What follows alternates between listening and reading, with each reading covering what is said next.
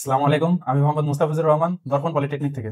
আসসালামু আলাইকুম, আমি মোহাম্মদ পারভেজ আহমেদ, দর্পণ পলিটেকনিক ইনস্টিটিউট থেকে। নমস্কার, আমি শুভজিৎ আছি ঝিনাইদহ পলিটেকনিক ইনস্টিটিউট থেকে। আজকের প্রজেক্টের নাম হলো traffic light control system with PLC.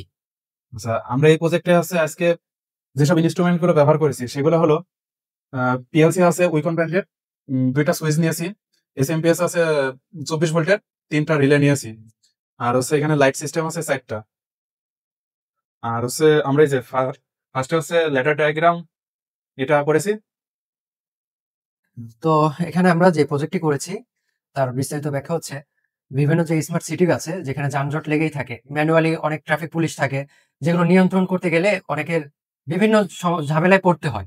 ওইটাকে স্বয়ংক্রিয়ভাবে করার জন্য, স্বয়ংক্রিয়ভাবে মানে পরিচালনা করার জন্য স্মার্ট সিটিতে এবং বিভিন্ন শহরে ব্যবহার করা হয় যে ট্রাফিক লাইট গুলো, সেগুলোই আমরা পিএলসির মাধ্যমে করেছি, যেটা স্বয়ংক্রিয়ভাবে ধাপে ধাপে চলতেই থাকবে, অটোমেটিক চলতে থাকবে।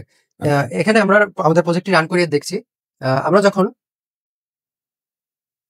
সাপ্লাইটি দিলাম তখন দেখা যাচ্ছে আমাদের মানে দুইটি লেনে গ্রিন লাইট জ্বলছে এবং দুইটি লেনে রেড লাইট জ্বলছে।